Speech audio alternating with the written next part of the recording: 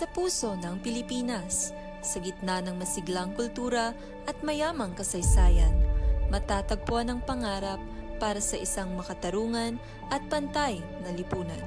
Sa pagdiriwang natin ng Buwan ng Kababaihan, kinikilala natin ang mahalagang papel na ginagampanan ng mga kababaihan sa paghubog ng kinabukasan ng ating bansa.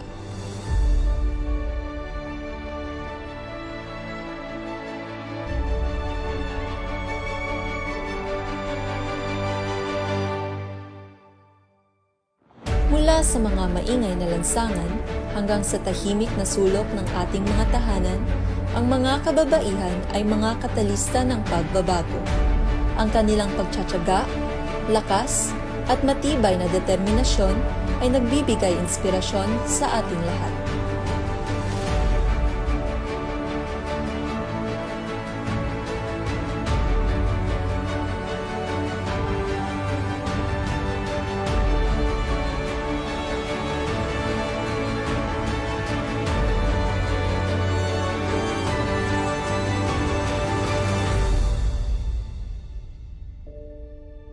Sa bagong Pilipinas, inaasam natin ang isang lipunan kung saan ang bawat babae ay pinapahintulutan na matupad ang kanyang potensyal. Na ang pantay na kasarian ay hindi lamang pangarap, hindi katotohanan. Ang kakayahan ng mga kababaihan ay palaging iniisip na mababa. Ngunit narito kami upang patunayan na kaya naming gawin ang mas marami. Babae ako, pantay tayo.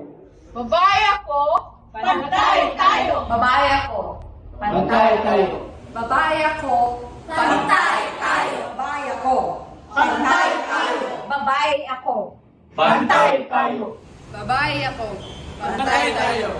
babae ako, Pantay tayo!